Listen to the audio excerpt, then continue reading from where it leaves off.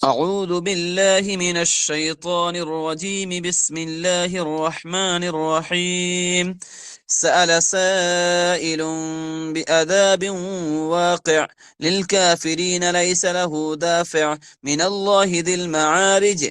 تعرج الملائكة والروح إليه في يوم كان مقداره 50,000 سنة فاصبر صبرا جميلا إنهم يرونه بعيدا ونراه قريبا يوم تكون السماء كالمهل وتكون الجبال كالعهن ولا يسأل حميم حميما يبصرونهم يود المجرم لو يفتدي من عذاب يومئذ ببنيه وصاحبته وأخيه وفصيلته التي تؤويه ومن في الأرض جميعا ثم ينجيه كلا إنها لظى نزاعة للشوى تدعو من أدبر وتولى وجمع فأوعى. صدق اللہ العظیم. سورۃ المعارج. سورۃ المعارج یہ مکی سورت ہے.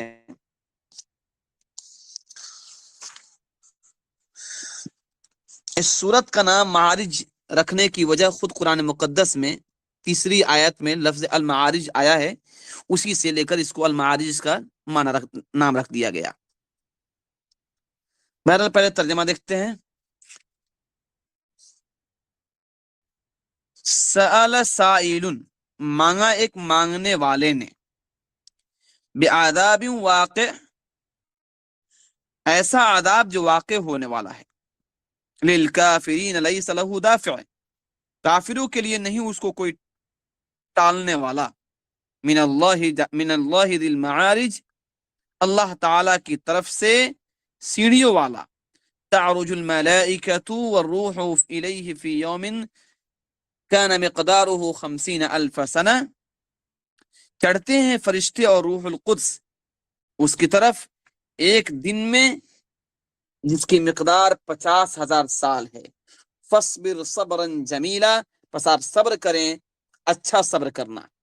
انہم یرونہ بعیدا ونراہ قریبا، بے شک وہ دیکھتے ہیں اس کو دور اور ہم دیکھتے ہیں اس کو قریب. یوم تکون السماء کالمہل، جس روز آسمان ہو جائے گا تلچھٹ کی طرح، وتکون الجبال کالعہن، اور ہو جائیں گے پہاڑ روئی دھنی ہوئی روئی کی طرح. ولا یسأل حمیم حمیما، اور نہیں پوچھے گا کوئی مخلص دوست کسی مخلص دوست کو. یبصرونہم یود المجرم لو یفتدی من عذاب یومئذ ببنیہ، دکھائے جائیں گے ان کو وہ دوست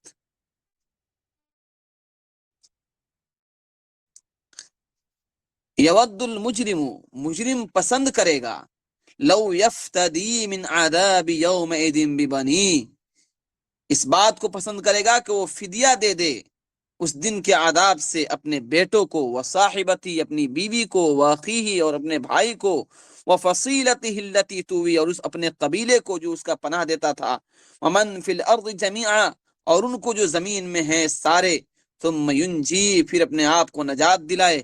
کلا ہرگز نہیں ہوگا، انہا لظی بے شک وہ آگ بھڑکتی ہے، نزاعۃ للشوی کھینچنے والی ہے کلیجے کو، تدعو من ادبر وتولی وہ آگ بلائے گی جنہوں نے پیٹ پھیری اور گردانی کی، وجمع فاوعى اور جس نے مال جمع کیا اور سمیٹ کر رکھا.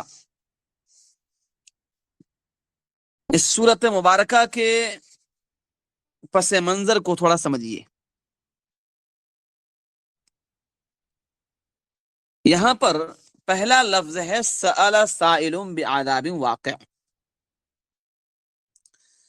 سأل لغت میں سأل کے معنی ہے مانگنے کے. جب سأل یسأل باب فتح یفتح سے اس کا مصدر مسألۃ آئے تو معنی ہوتا ہے مانگنا، اور اگر اس کا مصدر سوال آئے، سأل یسأل کا مصدر کیا ہے؟ سوال آئے، تو اس کا معنی ہوگا پوچھنا، سوال کرنا، کوشچن کرنا۔ یہاں پر معنی ہے مانگا، مانگنے والے نے۔ سوال یہ ہے کہ یہاں پر جس عذاب کو مانگا گیا ہے تو مانگنے والا کون ہے؟ اس بارے میں مفسرین کے درمیان بہت اختلاف ہے۔ بعض مفسرین کی رائے یہ ہے، جس میں حضرت شاہ عبد القادر دہلوی رحمۃ اللہ علیہ، ڈاکٹر اسرار احمد صاحب بھی اس کے قائل ہیں، وہ کہتے ہیں کہ خود جناب نبی اکرم صلی اللہ علیہ وسلم ہیں جو اس عذاب کو مانگے ہیں۔ حالانکہ ادھر میں عام مفسرین ان کی رائے سے اختلاف کرتے ہیں، ان کی رائے میں یہ صحیح نہیں ہے، وہ کہتے ہیں کہ مانگنے والا کوئی اور ہے۔ بعض مفسرین نے یہاں کہا کہ سآلہ کو سوال کرنے کے معنی میں لیا گیا ہے،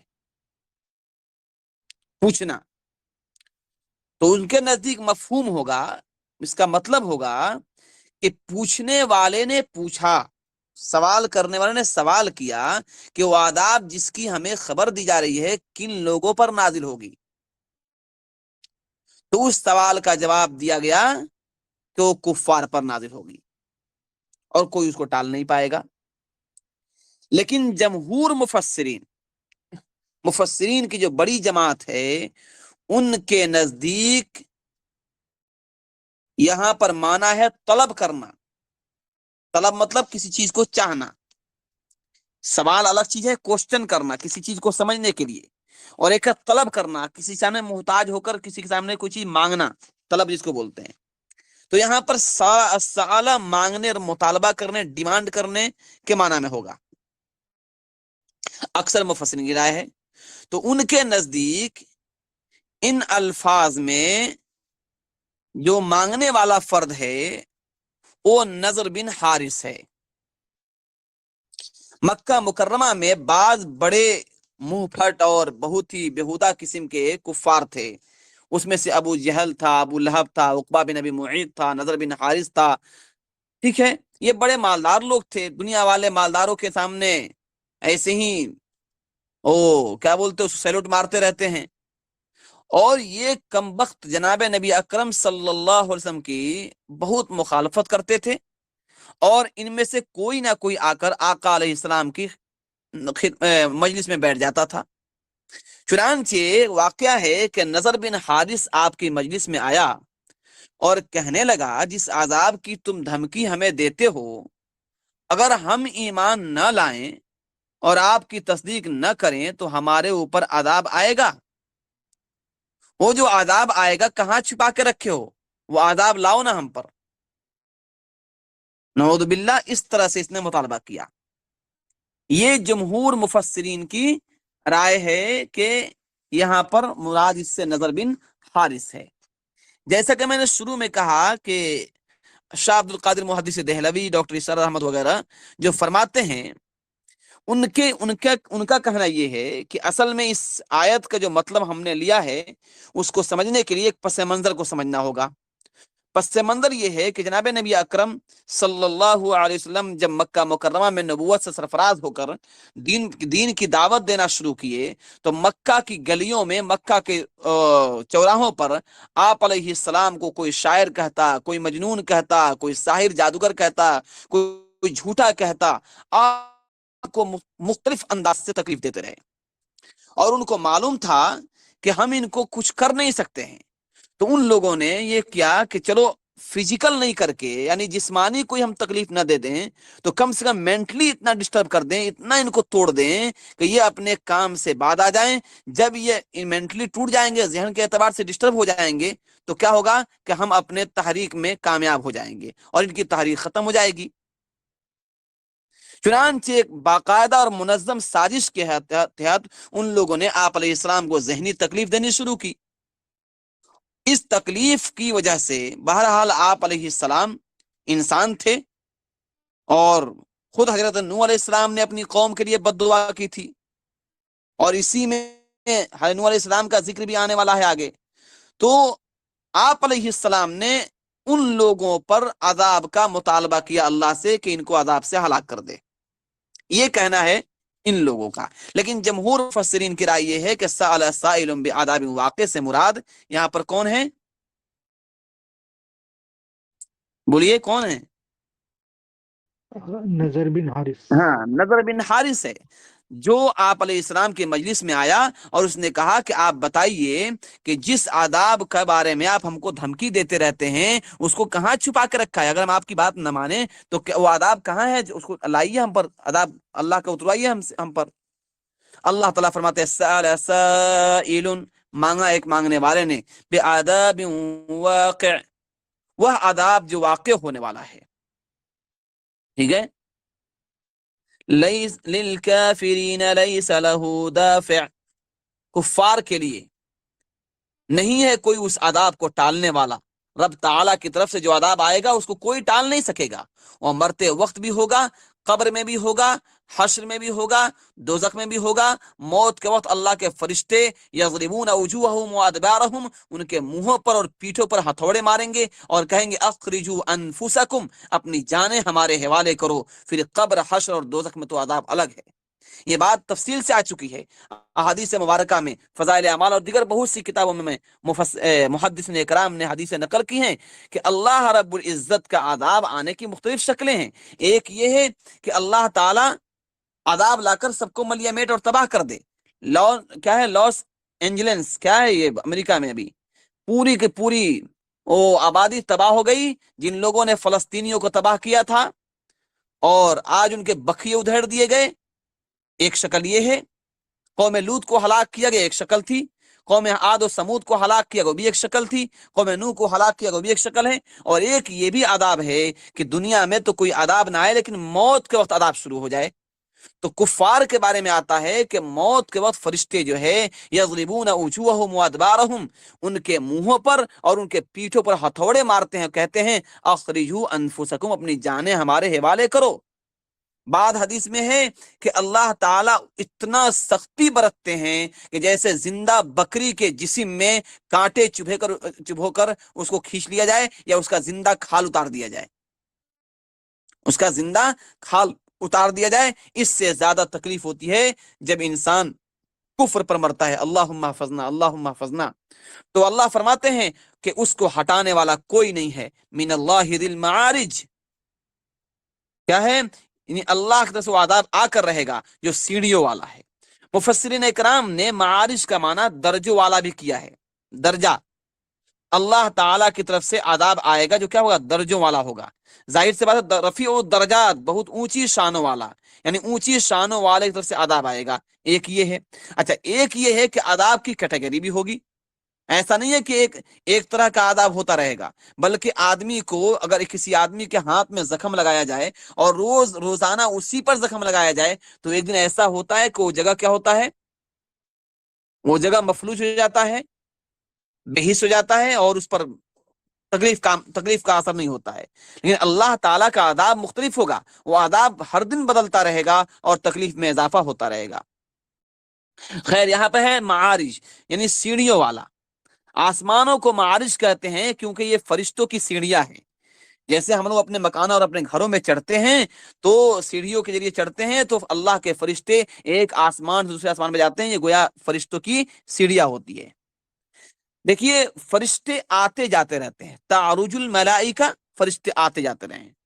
اللہ فرماتا ہے تعرج الملائکہ والروح الیہ، کہ فرشتے آتے جاتے ہیں. یہاں پر دیکھیے کرامن کاتبین، ہمارے گردنوں پہ، ہمارے کیا بولتے اس کو، ہمارے موڑھے پر دو فرشتے کرامن کاتبین ڈیوٹی میں لگے ہوئے ہیں، ہمارے اعمال کو نوٹ کر رہے ہیں، لکھ رہے ہیں. اس کے علاوہ ہماری حفاظت کے فرشتے الگ ہیں.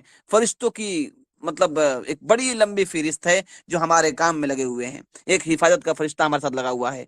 تو کہتے ہیں کہ اللہ تعالیٰ کے یہ فرشتے، ان کی ڈیوٹیاں بدلتی رہتی ہے. کب بدلتی ہے؟ صبح کے وقت اور عصر کے وقت. مثلا آج کی صبح کی نماز جب شروع ہوئی تو اس مسجد کے ساتھ جتنے لوگ وابستہ ہیں، مرد، عورتیں، بچے، بوڑھے جو وہاں رہتے ہیں، ان تمام کے رات والے فرشتوں کی ڈیوٹی تبدیل ہو گئی اور دن والے آ گئے اور آ کر اپنا چارج سنبھال لیا. رات والے فرشتے آسمانوں کو طے کرتے ہوئے اللہ کے پاس پہنچ گئے. رب تعالیٰ ان سے پوچھتے ہیں کیف ترکتم عبادی، تم نے میرے بندوں کو کس حال میں چھوڑا ہے؟ ظاہر سی بات ہے اللہ تعالیٰ کو سب معلوم ہے کہ میرا بندہ کون کیا کر رہا ہے، علیم بذات الصدور ہے، وہ تو دلوں کو بھیدوں کو جانتا ہے، تو ہمارے اعمال کو کیسے نہیں جانتا؟ تو کہتے ہیں اللہ پوچھتے ہیں کیف ترکتم عبادی، تم نے میرے بندوں کو کس حال میں چھوڑا ہے؟ رب تعالیٰ کو سب معلوم ہونے کے باوجود پوچھتے ہیں، کیوں پوچھتے ہیں؟ کہ فرشتوں پر فخر کروں اپنے بندوں کے بارے میں۔ فرشتے کہتے ہیں اے پروردگار، جب ہم گئے تھے اس وقت عصر کی نماز میں مصروف تھے، اور جب ہم آئے ہیں تو صبح کی نماز میں مصروف تھے۔ فرشتوں کے آنے جانے میں کوئی وقت نہیں لگتا ہے۔ فرشتے ایسا نہیں ہے کہ آسمان کی دوری ہے تو ان کو اتنا دن لگے گا اور اتنے وقت میں وہ پہنچیں گے، بلکہ فرشتوں کا ایک لمحہ بھی وقت نہیں لگتا ہے، وہ فوراً جو ہے اللہ کا پیغام لے کر آتے اور چلے جاتے ہیں۔ ایک واقعہ لکھا ہے کہ جناب نبی اکرم صلی اللہ علیہ وسلم نے ارشاد فرمایا، حدیث ہے کہ حرم کی کسی چیز کو، جو خانہ کعبہ سے جو حرم شریف ہے، جو خانہ کعبہ کے سے کافی دوری کے احاطے، جو حرم کے احاطے ہوتے ہیں، وہاں پر کسی چیز کو نہیں توڑ سکتے، کسی چیز کو نہیں کاٹ سکتے، اجازت نہیں ہے، حرام ہے بالکل۔ جب یہ آپ نے فرمایا تو حضرت عبداللہ ابن عباس رضی اللہ تعالی عنہما نے کہا، حضرت عباس رضی اللہ عنہ نے کہا کہ حضرت اذخر گھاس حرم میں ہے، یہ ہمارے گھروں میں بھی کام آتا ہے، قبروں میں کام آتا ہے، سناروں اور لوہاروں کو کام آتا ہے، اگر اس کو لینے کے لیے ہم حرم سے باہر جائیں تو پورا ایک دن ختم ہو جائے گا ہم کو واپس آتے آتے۔ آپ علیہ السلام نے فوراً فرمایا الا الاذخر، ہاں اذخر گھاس تم توڑ سکتے ہو، کاٹ سکتے ہو۔ اذخر ایک پودا ہوتا ہے، ہم نے بڑی چائے پی اس کی، ہمارے استاد محترم کو اللہ جزائے خیر دے، حضرت مولانا عبد المنان صاحب ان کے مدرسے میں وہ رکھے تھے، تو اذخر کے پتے ڈال کے اس کے چائے بناتے تھے، بہت بہت اچھی خوشبو ہوتی ہے اس کی۔ تو اذخر جو ہے کہ آپ نے استثناء کر دی۔ سوال یہ ہے کہ اتنا جلدی انہوں نے سوال کیا اور آسمان سے اللہ کی وحی آ گئی، ایسا نہیں ہے کہ آپ نے ایسے ہی کہہ دیا، بلکہ اللہ کے وما ينطق عن الهوى ان هو الا وحی یوحى، نبی الاسلام جو بات بھی بولتے تھے وہ اللہ کے وحی سے ہی بولتے تھے۔ تو کہتے ہیں کہ فوراً وحی آ گئی۔ بعض لوگ اس کا انکار کرتے ہیں، کہتے ہیں ایسا تھوڑی ہوتا ہے کہ اتنی دوری سے اور اتنا جلدی 5 سیکنڈ میں ہو جائے۔ ایک بہت بڑے امام ہیں، فقیہ ہیں، امام طحاوی رحمۃ اللہ علیہ،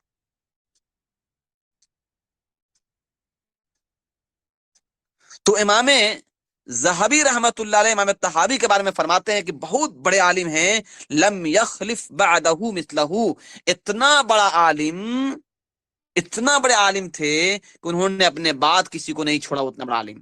بہرحال تو امام طحاوی فرماتے ہیں ولا ينکرہ الا ملحد او زندیق، کہ اس جلدی سے وہی آنے کا انکار یا تو ملحد کرے گا یا زندیق کرے گا۔ اللہ تعالی قادر مطلق ہیں۔ آج کوسوں سینکڑوں کوس اور سینکڑوں میل دور ہے آدمی، 2 سیکنڈ 1 سیکنڈ میں ہماری آواز وہاں پہنچ جا رہی ہے۔ اللہ تعالیٰ کا پیغام اللہ کے فرشتے کیا نہیں لا سکتے ہیں؟ حقیقت ہے کہ وہ لا سکتے ہیں۔ بہرحال تو فرماتے ہیں کہ چڑھتے ہیں فرشتے روح القدس اس کی طرف، کس میں؟ فی یوم کان مقدارہ 50,000 سنہ، جس کی مقدار 50,000 سال ہے۔ اب یہاں پر سمجھیے میدان محشر کا جو منظرنامہ ہے، اللہ تعالی کی عدالت قائم ہوگی میدان محشر میں، اور سورج کی دوری کیا ہوگی؟ بالکل قریب ہوگی، 2 میل کی دوری پہ ہوگا، جبکہ سائنس آج کہتا ہے کہ سورج ہم سے کروڑوں میل دور ہے۔ لیکن وہیں جب گرمی کا موسم، جون جولائی کا موسم ہوتا ہے، اور چلے جائیے آپ عربوں میں چلے جائیے یا ان علاقوں میں جہاں پر دھوپ بہت تیز ہوتی ہے، تو 5 منٹ آدمی باہر رہ جائے تو اس کی جان نکلنے کو ہو جاتی ہے، اس قدر سخت گرمی پڑتی ہے۔ لیکن جب قیامت کا منظر ہوگا تو اس وقت میں سورج 2 میل کے دوری پر ہوگا، تو اس وقت میں کیا منظر ہوگا؟ سب لوگ نفسی نفسی کے عالم میں ہوں گے اور اپنے اپنے اعمال کے اعتبار سے پسینے میں ڈبوئے ہوں گے، کسی کو گھٹنے تک، کسی کو ناف تک، کسی کو سر تک، کسی کو پورا جسم میں ڈوب گیا ہوگا پسینے میں، اور سب نفسی نفسی پکار رہے ہوں گے۔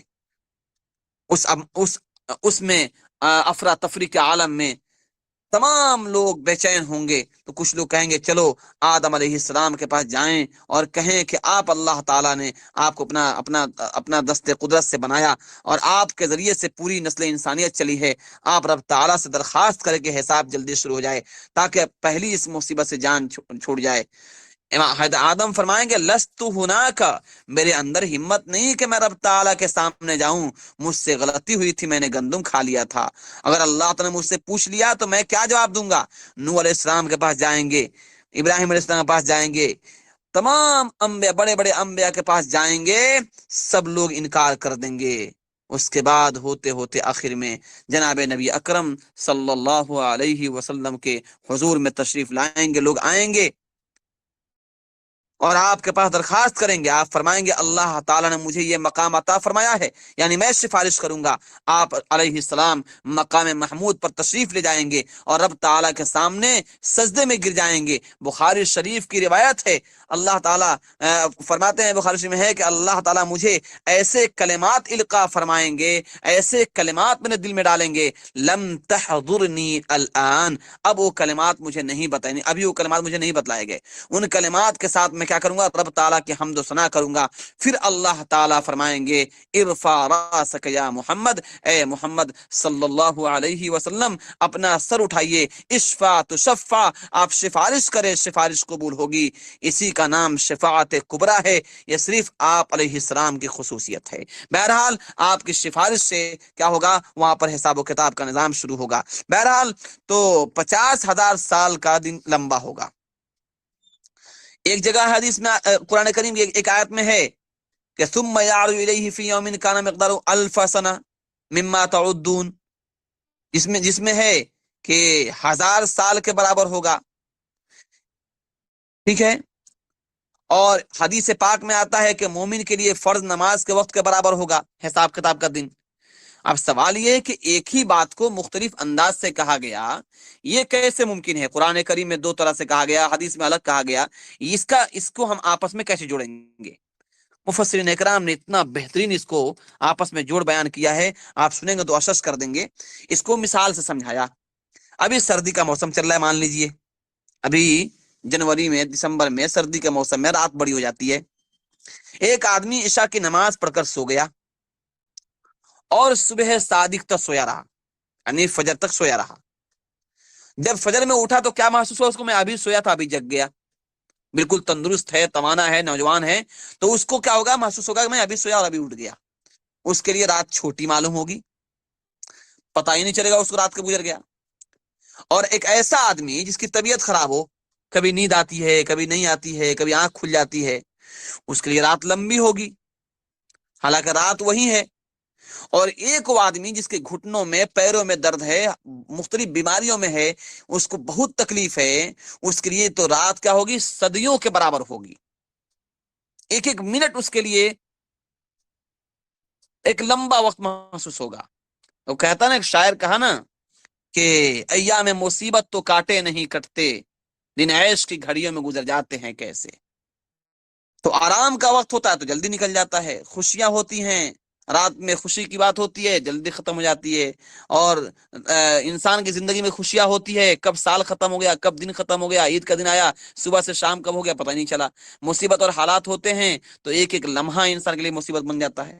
بہرحال تو اللہ تعالیٰ نے جو فرمایا یہاں پر، کہیں پہ 1000 سال، کہیں پہ 50,000 سال، کہیں پہ 500، تو جو کافر لوگ ہوں گے، جو اور کافر ہی نہیں بلکہ دوسرے کو کافر بنانے والے، دوسرے کو دین سے دور کرنے والے ہوں گے، ان کے لیے 50,000 سال کے برابر ہوگا وہ دن، کیونکہ ان کو بہت مصیبت ہوگی۔ اور جو صرف کفر پر قائم ہوں گے، وہ کفر کا پرچار نہیں کرتے ہوں گے، ان کے لیے ان سے تھوڑا کم ہوگا، ان کے لیے کیا ہوگا؟ 1000 سال کے برابر ہوگا۔ اور مومنوں کے لیے وہ دن کیا ہوگا؟ فرض نماز کے برابر ہوگا، 5 منٹ میں معاملہ ان کا ختم ہو جائے گا۔ تو حضرت ابو سعید خدری رضی اللہ تعالیٰ عنہ کی روایت ہے کہ آپ علیہ السلام نے فرمایا کہ مومن کے لیے کیا ہے؟ ایسا وقت ہے جیسے کہ فرض نماز کا وقت ہے۔ بہرحال تو اللہ کہتے ہیں کہ اس دن عذاب واقع ہوگا جس کی مقدار 50,000 سال کے برابر ہے۔ فاصبر صبرا جمیلا، تو کیا کیجئے؟ آپ صبر کیجئے کافروں کی باتوں پر صبر کیجئے، آپ کو تکلیف پہنچے صبر کیجئے۔ صبر کرنا کیسا؟ اچھا صبر کرنا ہے۔ انہم یرونہ بعیدا، یہ کفار قیامت کو دور سمجھ رہے ہیں، ونراہ قریبا، ہم دیکھتے ہیں اس کو قریب۔ کس دن ہوگا؟ یوم تکون السماء کالمہل، جس دن ہو جائے گا آسمان تلچھٹ کی طرح، تیل کے نیچے جو ہم لوگ تیل جو رکھتے ہیں تو نیچے جو جم جاتا ہے اس کو تلچھٹ بولتے ہیں، اس طرح کے اس کے شکل کا آسمان ہو جائے گا۔ اچھا، ہاں، یوم تکون السماء کالمہل، وہ تلچھٹ کی طرح ہو جائے گا۔ ویکون الجبال کالعہن، اور ہو جائیں گے پہاڑ دھنی ہوئی روئی کی طرح۔ جیسے روئی کے گالے اڑتے ہیں اس طرح کیا ہوں گے؟ پہاڑ اڑتے پھریں گے۔ جو آج پہاڑ کیا بولتے ہیں اس کو، اپنی طاقت اور اپنے رفعت اور اپنی اونچائی پر ناز کر رہے ہیں، کل قیامت میں ان کی حالت یہ ہوگی ریت ہو جائیں گے اور روئی گالے اڑتے پھریں گے۔ ولا يسأل حمیم حمیما، اللہ اکبر، اس آیت کو پڑھتا ہے تو کلیجہ پھٹ جاتا آدمی کا۔ ولا يسأل حمیم حمیما، اور نہیں پوچھے گا کوئی مخلص دوست کسی مخلص دوست کو۔ آج انسان نہ جانے دوستی میں، محبت میں، تعلق میں کون کون سے چیز دوسرے کے لیے کرنے کو تیار ہے، لیکن کل وہی دوست، کل وہی مخلص، کل وہی اپنے دل کو دل کا حال بتانے والا، کل وہاں پہ کیا ہوگا؟ یومئذ شان یغنی، فرمایا سورہ عبس میں کہ اس کی حالت کیا ہوگی؟ الگ ہوگی، بے نیاز کر دے گا ایک دوسرے سے، سب بھاگتے پھریں گے، اپنی اپنی فکر ہوگی۔